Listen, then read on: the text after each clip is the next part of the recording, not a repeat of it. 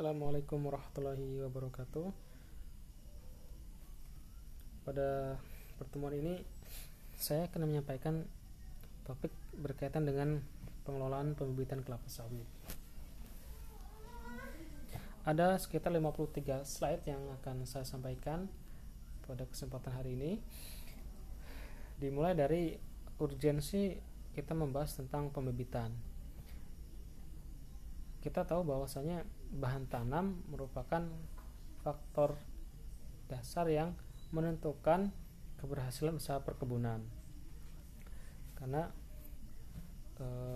bahan tanam itu nantinya akan menentukan seberapa besar atau seberapa tinggi tingkat produksi dan produktivitas suatu tanaman, ya, di luar dari faktor-faktor lingkungan yang lain. Sebagai contoh, untuk saat ini potensi produksi perkebunan kelapa sawit di Indonesia itu masih belum bisa dicapai 100%, sehingga ada kesenjangan antara potensi produksi dan produksi aktual. Kesenjangan atau gap ini terjadi karena adanya beberapa faktor, ya, mulai dari faktor genetis, kemudian kualitas bibit yang ditanam, kemudian dari segi lahan, iklim, pemeliharaan, dan manajemen panen. Pembahasan kita akan saya bagi menjadi 3 bagian. Yang pertama adalah persiapan pembibitan, yang kedua pembibitan awal, dan yang ketiga pembibitan utama. Sebelum kegiatan pembibitan dilakukan, maka kita perlu menyiapkan lokasi pembibitan terlebih dahulu. Lokasi yang kita gunakan sebagai tempat pembibitan sebaiknya topografinya rata atau datar, kemudian dekat dengan sumber air supaya tidak sulit dalam penyiraman atau menyiapkan air irigasi ketika musim kemarau khususnya. Kemudian akses jalannya baik dan aman dari gangguan hama, ternak, dan dari gangguan manusia.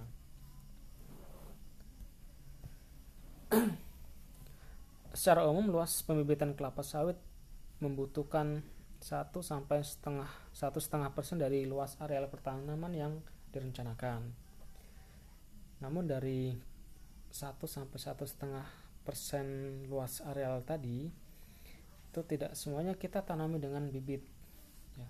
Jadi kita perlu menyiapkan space, ya, kurang lebih sekitar 20% yang kita gunakan sebagai jalan pengawasan atau jalan kontrol. Kemudian berikutnya kita akan menghitung berapa kebutuhan kecambah yang harus kita pesan ke produsen bahan tanam kelapa sawit. Di bahan tanam kelapa sawit itu dijual oleh produsen kecambah itu dalam bentuk benih yang sudah berkecambah atau germinated seeds. Selain itu ada juga yang menjual dalam bentuk bahan tanam hasil dari kultur jaringan, tetapi jumlahnya tidak sebanyak yang berupa kecambah. Nah, angka 140% itu didapatkan dari adanya bibit-bibit yang rusak, kemudian yang tidak normal, dan juga kita perlu siapkan cadangan untuk penyulaman atau penyisipan. Kecambah yang kita pesan dari produsen benih dalam proses pengantaran, ya, ke tempat kita bisa jadi mengalami kerusakan, sehingga nanti ketika kita akan menanam kecambah tidak semuanya bisa kita tanam, ya. Tidak semuanya kita bisa tanam karena ada bibit yang ada kecambah yang rusak, ya, atau ada yang mati. Rusak itu bisa jadi karena belum mulanya atau radikulanya patah, terserang penyakit, dan lain sebagainya, sehingga tidak bisa kita tanam. Nah, diasumsikan jumlah kecambah yang rusak dan tidak bisa ditanam itu 2,5%. Kemudian faktor koreksi yang berikutnya itu karena adanya proses seleksi baik di pre-nursery atau di menursery. Jadi selama di pembibitan bisa jadi nanti ada bibit yang tumbuhnya tidak normal ya, baik disebabkan oleh faktor genetis atau dari kultur teknis yang tidak tepat. Diasumsikan seleksi di pre-nursery itu 10% dan di menursery 15%. Kemudian terakhir kita perlu menyiapkan bibit sebagai cadangan untuk penyisipan. Jadi bisa jadi nanti ketika kita menanam bibit di kebun produksi ada bibit yang mati itu bisa jadi diserang oleh hama babi atau tumbang atau tersambar petir sehingga perlu kita sulam. Diasumsikan sekitar 5% untuk penyulaman. Nah, dari faktor koreksi tadi kita bisa menentukan berapa kebutuhan kecambah yang perlu kita pesan ke produsen benih kelapa sawit. Jadi kebutuhan kecambah itu dihitung sama dengan 100 per 97,5 dikali 100 per 90 dikali 100 per 85 dikali 105 per 100. Ini berdasarkan asumsi yang saya sebutkan tadi. Yang angka yang pertama 100 per 97,5 itu didapatkan dari pengurangan 100% dari kondisi normal ya, dikurangi dengan jumlah bibit yang mati atau rusak pada saat seleksi kecambah ya, jadi 100% dikurangi 2,5 hasilnya 97,5. Itu yang pertama. Kemudian yang kedua 100 per 90% itu adalah hasil pengurangan dari 100% kecambah normal dikurangi dengan kondisi seleksi di pre-nursery, kemudian dikali dengan 100 per 85 adalah 100 dikurangi 15%, itu karena ada seleksi di menursery. Dan terakhir cadangan penyisipan itu diasumsikan kita mencadangkan 5% dari total kebutuhan kecambah, kebutuhan bibit yang akan ditanam nanti di akhir, sehingga kita menambahkan di atas bukan yang di bawah dikurangi. Jadi 100 ditambah 5% cadangan penyisipan dibagi 100%. Nah, hasilnya adalah 1,4 atau 140%.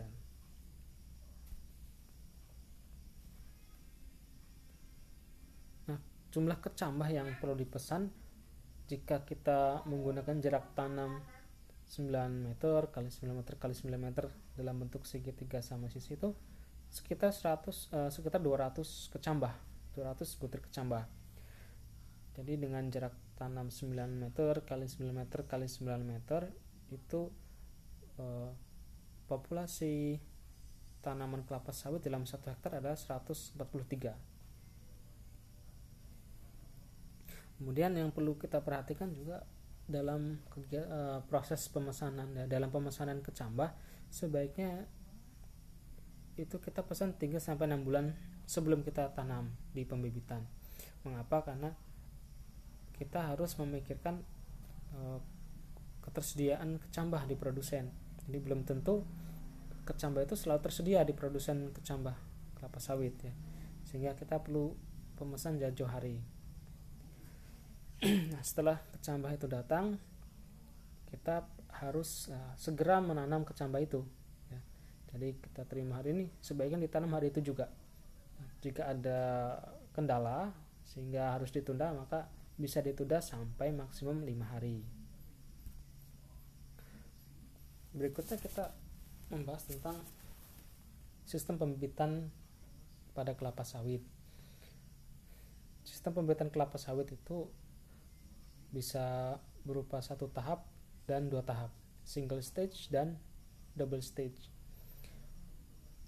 Pembibitan sistem 1 tahap maksudnya adalah penanaman kecambah dilakukan langsung di pembibitan utama atau main nursery ya, jadi langsung di polybag besar, tidak perlu diawali dengan pre-nursery.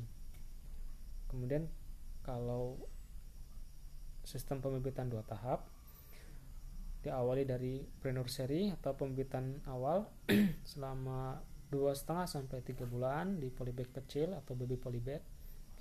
Berikutnya dilanjutkan ke nursery atau pembibitan utama 9 sampai 12 bulan menggunakan polybag besar. sampai nanti bibit siap salur atau siap tanam. Nah, masing-masing sistem pembibitan tadi 1 tahap dan 2 tahap itu memiliki kelebihan dan kekurangan masing-masing.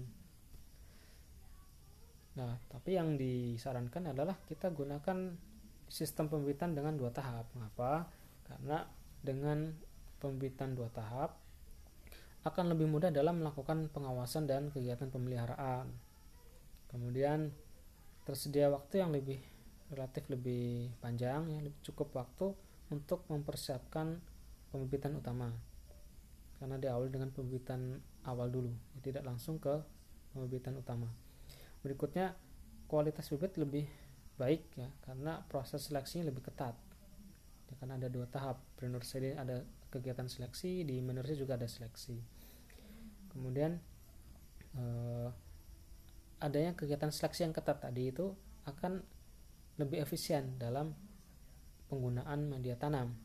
Jadi karena dalam kegiatan pembibitan 2 tahap kan diawali dengan pre-nursery dan nursery. Jadi tidak langsung semua kecambah yang kita pesan langsung di polybag besar. Sedangkan kalau kita tanam di polybag besar, bisa jadi nanti kan ada sekitar 10% misalkan yang tanaman yang nanti mati. Nah, 10% itu kan nanti tidak terpakai.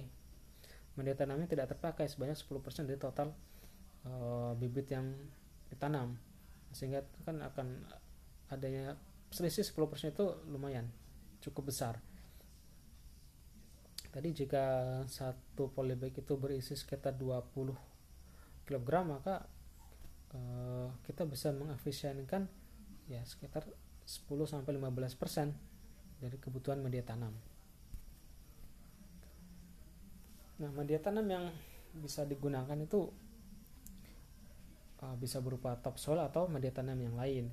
Karena saat ini topsoil itu susah ditemui, susah kita adakan, maka kita bisa juga menggunakan media tanam lain sebagai alternatif dari topsoil yang semakin langka.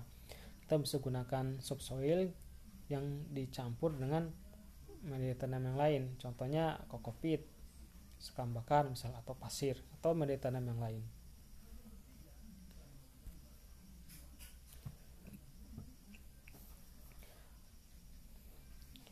Ukuran polybag yang digunakan di pre-nursery dan di nursery itu berbeda. Kalau di pre-nursery ukuran polybagnya kecil, makanya disebut sebagai baby bag.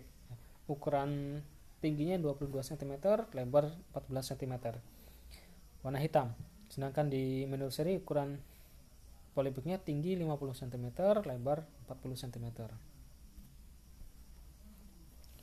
Untuk pembibitan awal, kita semai kecambah itu di bedengan. Ukuran bedengan 1,2 meter lebarnya dikali panjang menyesuaikan lokasi pembibitan. Jadi panjangnya itu tidak harus 10 meter atau 8 meter, ya, bisa lebih dari itu atau lebih pendek tergantung lokasi. Namun untuk lebarnya 1,2 meter. Mengapa dibuat 1,2 meter? Nah, ukuran 1,2 meter itu dibuat karena itu menyesuaikan dengan jangkauan tangan kita, ya. Jadi jangkauan tangan kita itu kalau 1,2 meter, bibit yang ada di tengah itu masih bisa kita jangkau, ya. Tidak terlalu sulit dalam menjangkau. Misalkan kita perlu mencabut gulma yang ada di bagian tengah, itu masih bisa dengan ukuran lebar 1,2 meter. Kemudian bagian atas bedengan itu ditutup dengan naungan, ya. Apa fungsi naungan? Fungsi naungan adalah untuk mengurangi intensitas cahaya matahari yang masuk dan untuk menghindari terbongkarnya media tanam akibat terpaan air hujan. Nah, pengaturan kerapatan naungan itu diatur berdasarkan umur bibit. Jadi ketika awal disemai atau ditanam itu tingkat naungannya lebih rapat, ya, tingkat kerapatan naungan lebih rapat. Seiring berjalan waktu nanti kerapatan naungan dikurangi, ya, sehingga bisa juga kita jenis naungan yang digunakan itu bisa bermacam-macam, bisa berupa paranet, jaring paranet, bisa juga dari daun alang-alang ya. Kemudian bisa juga dari pelepah kelapa dalam atau pelepah kelapa sawit yang dianyam. Nanti ketika bibit itu menjelang siap untuk dipindah tanam ke pembibitan utama, itu naungannya dibuka semua. Jadi intensitas cahaya masuk 100%. Nah, supaya bibit itu bisa beradaptasi nanti ketika dipindah ke pembibitan utama. Jadi di pembibitan utama itu tanpa naungan ya, jadi di tempat terbuka. Nah, ini contoh gambar naungan pembibitan kelapa sawit ya di pre-nursery yang atapnya itu terbuat dari atap daun sawit ya yang dianyam. Kemudian ketinggian naungan itu 2,5 meter kurang lebih ya. Jadi di atas kepala kita. Kemudian antar penopangnya itu lebarnya 3,2 meter kurang lebih. Kemudian yang tidak kalah penting nanti ketika bedengan sudah dibuat, di sekeliling bedengan harus dibuat parit ya sebagai saluran pembuangan air yang berlebih. Jadi ketika hujan itu tidak terjadi genangan di bedengan. Jadi airnya itu turun ke parit ya, mengalir ke parit. Nah, selain menggunakan plastik polybag, pembibitan awal juga bisa juga menggunakan pot tray ya, tidak menggunakan polybag. Ya, pot tray itu bentuknya pot yang seperti nampan. Jadi dalam satu tray itu, satu nampan itu terdiri atas beberapa lubang yang bisa ditanami nanti bibit di situ. Nah, di beberapa perusahaan sudah menerapkan pembibitan awal dengan menggunakan pot tray ya, naungannya dari paranet, kemudian tiangnya itu dari metal ya, dari logam, jadi bentuknya semi permanen, kemudian dibuat seperti meja-meja ya. Nanti posisi pot tray itu menggantung di atas ya, di atas. Nah, kelebihan dari menggunakan pot tray ini, volume media tanamnya lebih sedikit, bisa sepertiga ya, sepertiga dari volume polybag. Jadi lebih efisien dalam penggunaan media tanam. Nah, kemudian karena posisi pot tray itu menggantung, maka akar itu tidak akan menembus ke tanah. Jadi akarnya tidak terganggu nanti ketika dicabut, ketika pindah tanam, jadi menggantung. Dan praktek penggunaan pot tray untuk pembibitan itu sudah banyak digunakan untuk komoditas hortikultura, sayur-sayuran contohnya. Dan kemudian kalau menggunakan pot tray, media tanam yang digunakan itu tidak bisa berupa tanah ya. Jadi perlu menggunakan media tanam yang ringan, yang ramah dan ringan. Contohnya adalah kokopit. Di sini di gambar ada ini ada ya gambarnya pakai kokopit. Kemudian untuk sistem irigasi itu menggunakan sistem Sumi Sansui ya, Sumi Sansui. Jadi menggunakan selang isi air, kemudian di selang itu sudah ada lubang-lubang kecil sehingga nanti secara otomatis akan memancar airnya. Jadi penyiramannya tidak manual dengan gemur satu persatu, tidak, jadi lebih efisien juga dari segi tenaga kerja. Tidak membutuhkan tenaga kerja yang banyak, cukup satu operator yang menghidupkan dan mematikan irigasi ini. Nah, berikutnya tadi kita sudah bahas tentang persiapan pembibitan, kemudian tentang sistem pembibitan. Sekarang kita beralih ke penanaman kecambah. Nah, tadi sudah saya sampaikan bahwasanya kecambah itu sebaiknya langsung ditanam secepat mungkin atau sesegera mungkin setelah kecambah itu datang. Nah, mengapa? Karena plumula dan radicula itu selalu tumbuh ya. Kalau sudah umur 5 hari itu sudah panjang, sehingga tidak disarankan kalau lebih dari 5 hari untuk ditanam. Jadi harus cepat ditanam nah, supaya plumula dan radicula tidak patah.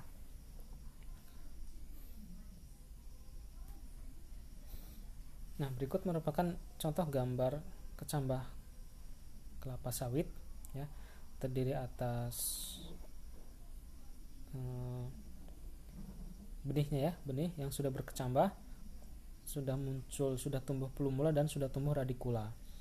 Plumula itu ciri-ciri adalah warnanya lebih cerah atau lebih terang, ya, dan ujungnya lebih runcing, lebih lancip. Nah, sedangkan radicula lebih tumpul dan warnanya lebih gelap. Ini gambar kecambah normal.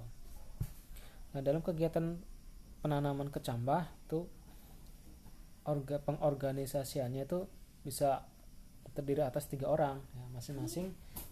Orang pertama itu membuat lubang tanam, kemudian orang kedua menanam kecambah, kemudian orang ketiga menutup media tanam yang tadi, lubang tadi yang sudah ditanami, dan memadatkan tanah di sekeliling kecambah.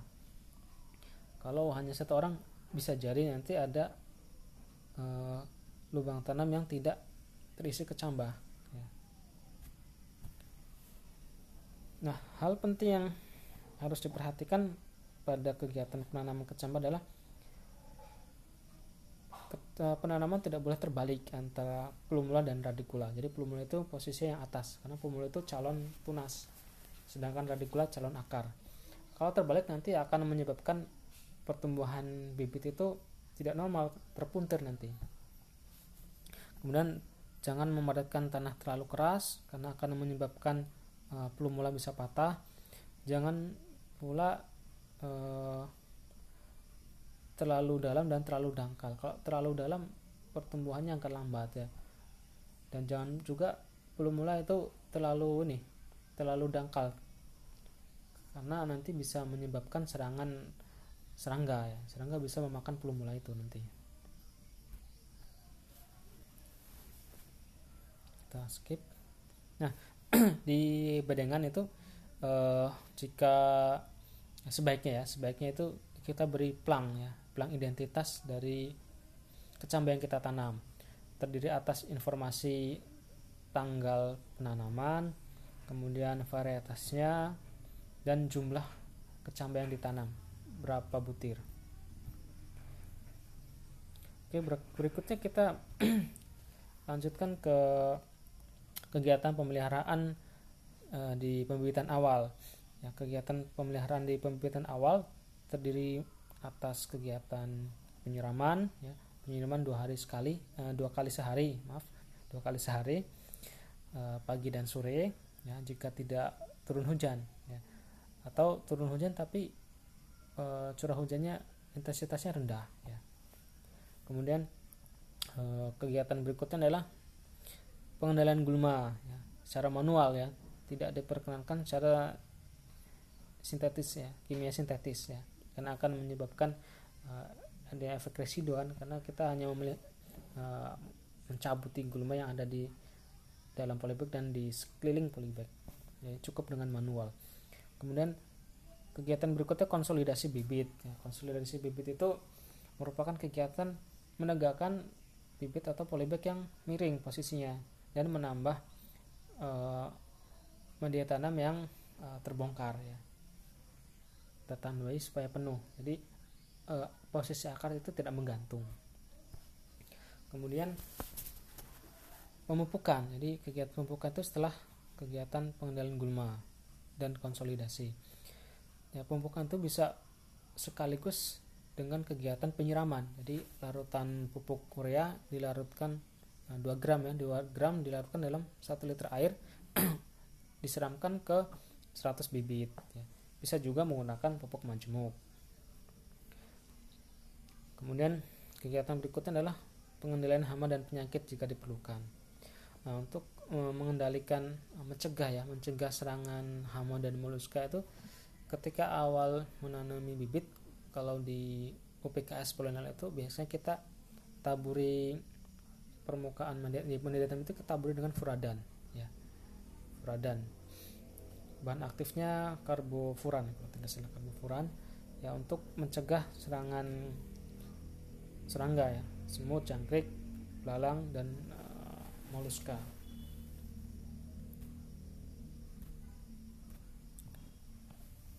Nah, terakhir sebelum kita pindah tanamkan bibit dari pre-nursery ke menursery, kita lakukan kegiatan seleksi. Nah, kegiatan seleksi ini ditujukan untuk menghindari terangkutnya bibit abnormal ke tahap berikutnya, tahap menursery. Jadi bibit abnormal itu bisa disebabkan oleh adanya faktor genetis ya, kemudian kesalahan tindakan kultur teknis, atau bisa juga disebabkan oleh serangan hama dan penyakit.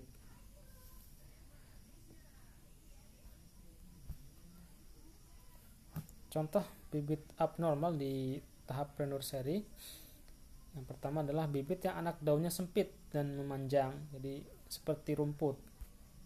Kemudian bibit yang pertumbuhannya berputar karena kesalahan menanam, jadi posisi plumula dan radikulanya terbalik. Harusnya plumula posisi di atas, ini radikula yang di atas, jadi terbalik sehingga nanti pertumbuhan bibit akan puntir, nanti berputar.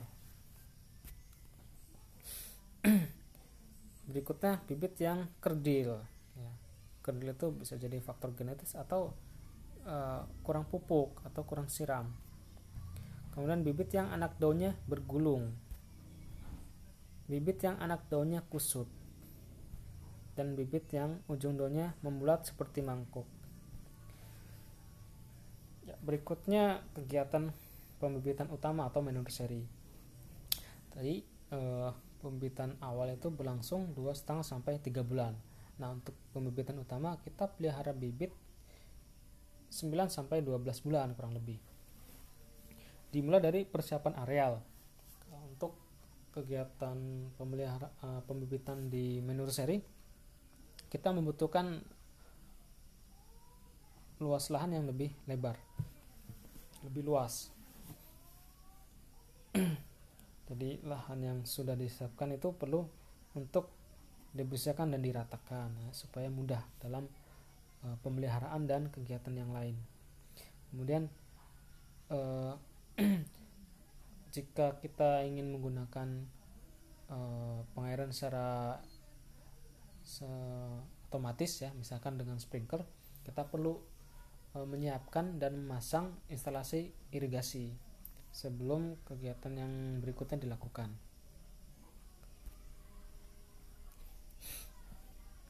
Jadi di pembibitan kelapa sawit di menursery itu kita bisa lakukan secara manual atau secara otomatis ya, dengan mesin. Kegiatan yang berikutnya adalah pemancangan atau pengajiran atau pengaturan jarak tanam. Nah, kegiatan ini dilakukan setelah pemasangan instalasi air itu selesai dilakukan. Jarak tanam yang bisa diterapkan itu contohnya ya, yang biasa diterapkan 90 cm kali 90 cm kali 90 cm ya, bentuk segitiga sama sisi. Kemudian berikutnya pengisian media tanam. Di media tanam yang kita gunakan ya, itu sebaiknya diayak ya, supaya seragam butirannya. Kemudian kita masukkan ke dalam polybag sampai batas 3 cm di bawah bibir polybag ya, atau bisa juga 2 cm di bawah bibir polybag. Bobot satu polybag kurang lebih 20 kg. Nah, pengisian media tanam ini sebaiknya dilakukan 1 bulan sebelum kegiatan pindah tanam direncanakan akan dilakukan ya. Nah, mengapa demikian? Supaya nanti ketika kita akan melakukan pemindahan tanam ya, dari pre-nursery ke nursery, media tanam sudah agak padat ya dengan sendirinya. Jadi media tanam yang di nursery itu tidak kita padatkan dengan tanah atau dengan kaki. Dimasukkan seperti biasa saja, tidak perlu dipadatkan dengan tangan atau dengan kaki. Jadi nanti proses pemadatan akan berlangsung secara sendirinya karena adanya air hujan atau air siraman.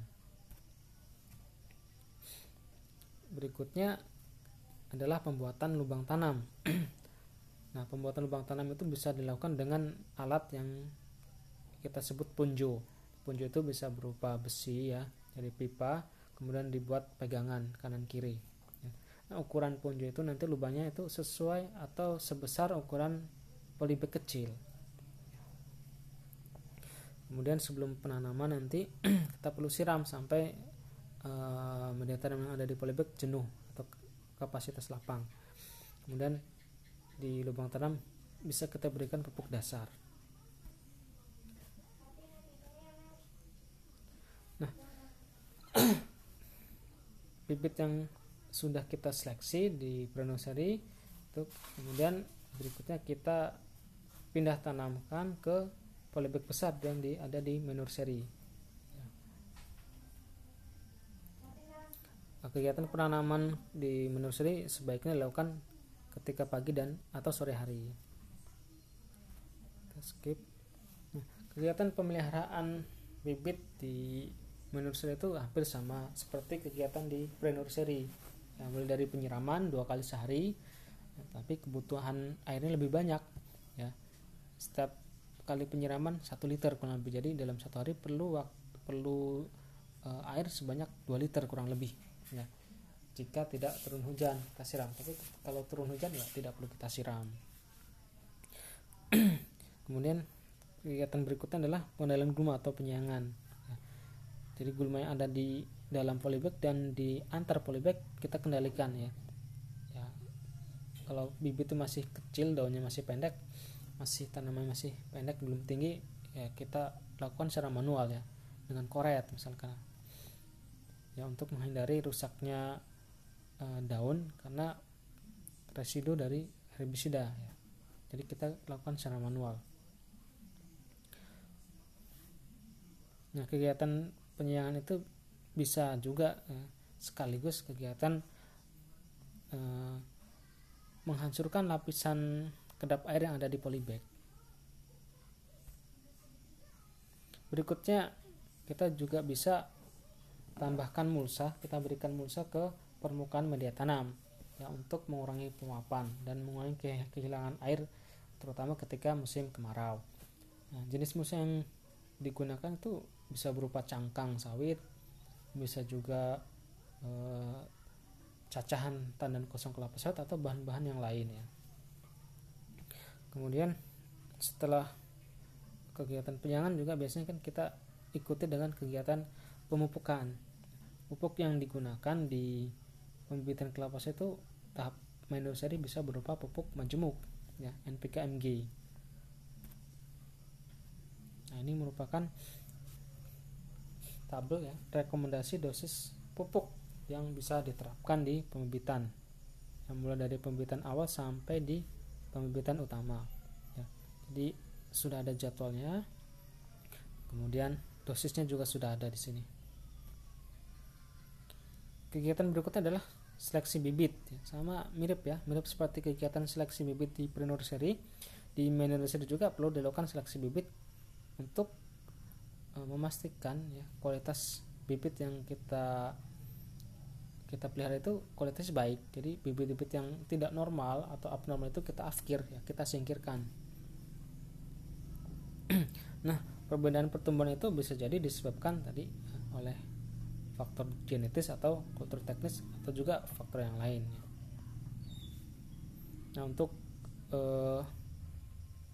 sebagai dasar dari pertumbuhan bibit kita sudah normal atau tidak, salah satu bisa juga mengacu ke standar pertumbuhan bibit kelapa sawit sesuai umurnya. Nah, ini adalah standar pertumbuhan bibit kelapa sawit yang dikeluarkan oleh PPKS. Jadi standar pertumbuhan bibit kelapa sawit itu melihat variabel tinggi bibit, jumlah pelepah, dan diameter batang. Sebagai contoh, bibit yang berumur 12 bulan itu minimal memiliki 18,5 helai daun, ini rata-rata. Kemudian tingginya 126 cm, diameter batangnya 6 cm. Berikutnya contoh bibit abnormal yang ditemukan di nursery. Mulai dari bibit yang tumbuh meninggi, kaku, sudut pelepahnya kecil ya. Jadi tajuknya tegak, pelepahnya tegak. Tidak sudutnya itu kurang dari 45% ya. Tegak. Nah, ini karena faktor genetik biasanya. Nah, kalau bibit yang seperti ini kita tanam di kebun produksi, umumnya akan menghasilkan tanaman yang steril ya, tidak menghasilkan buah nantinya.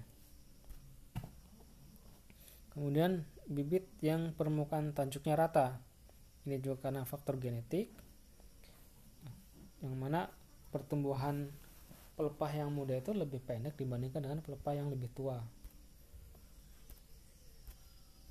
Berikutnya bibit yang mengalami penyakit tajuk atau Crohn disease.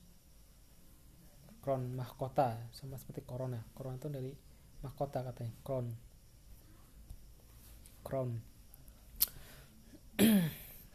Berikutnya bibit yang anak daunnya tidak membelah atau juvenile form. Jadi bentuk daunnya itu mirip seperti tunas kelapa dalam di pramuka itu. Nah, bibit kelapa sawit itu umumnya umur 5 bulan atau 6 bulan itu sudah terbuka anak daunnya. Nah, kalau seperti ini nih belum terbuka, ini tidak normal. Kemudian bibit yang anak daunnya sempit, bibit kerdil. Nah,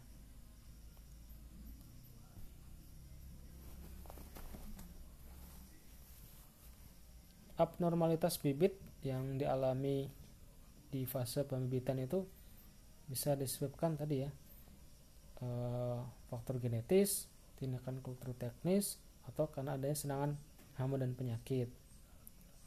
Nah, kultur teknis itu bisa terdiri atas kesalahan penanaman, ya, penyiraman kurang merata, ya, kemudian salah dalam memberikan pupuk, pestisida, dan bahan kimia yang lain, kemudian terlalu rapat atau terlalu lambat ya dalam pindah tanam ya, kegiatan pindah tanam ke manusia itu terlalu cepat atau terlalu lambat. Ini faktor-faktor kultur teknis ini bisa menyebabkan jumlah bibit yang abnormal itu semakin besar jumlahnya, semakin banyak. Nah, berikutnya adalah ini merupakan tabel mengenai kebutuhan tenaga kerja selama kegiatan pembibitan kelapa sawit berlangsung ya. Mulai dari pre-nursery sampai nanti di nursery ya. Jadi mulai dari membersihkan atau menyiapkan lahan, kemudian membuat bedengan, kemudian menyiapkan bedengan, membuat naungan, pengisian polybag, pemeliharaan, kemudian seleksi, sampai nanti kegiatan pindah tanam ke main nursery ya. Persiapan lahan di nursery, kemudian pengisian polybag ya, sebelum mengayak media tanam, kemudian pengajiran atau memancang, kemudian mengisi polybag, penyusunan polybag, kemudian kalau untuk melubangi polybag mungkin tidak perlu karena polybag yang ada sekarang itu sudah ada lubangnya. Kemudian penanaman bibit ya, transplanting, kemudian pengendalian gulma, pemupukan, sampai nanti seleksi.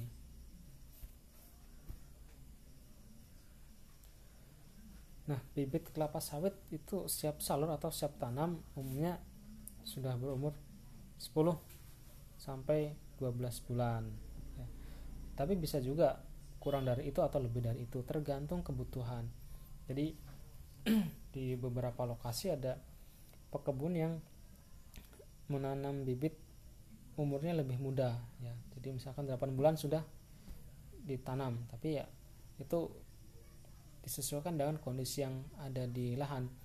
Kalau kebunnya aman ya, tidak ada kemungkinan serangan hama babi misalkan, mungkin tidak terlalu masalah. Atau kita juga perlu memperkirakan iklim ya, faktor iklim ya. Penanaman itu harus dilakukan ketika awal musim hujan. Kita yakin bahwa ketika kita tanam itu awal musim hujan. Jadi kalau bibit masih agak muda kita tanam, kemudian curah hujannya itu sedikit ya, dikhawatirkan bibit nanti akan mati ya, tidak kuat karena akarnya masih tidak sebagus tanaman yang lebih dewasa. Nah, sebelum 2 minggu 2 minggu sebelum bibit itu ditanam ke lapangan atau ke kebun produksi, perlu dilakukan pemutusan akar ya. Jadi akar bibit kelapa sawit itu kalau sudah berumur 5 bulan ke atas itu akarnya nanti akan menembus foliot masuk ke dalam tanah. Nah, cukup dalam, bisa jadi cukup dalam, sehingga perlu diputus dulu 2 minggu sebelumnya atau 1 minggu sebelumnya ya.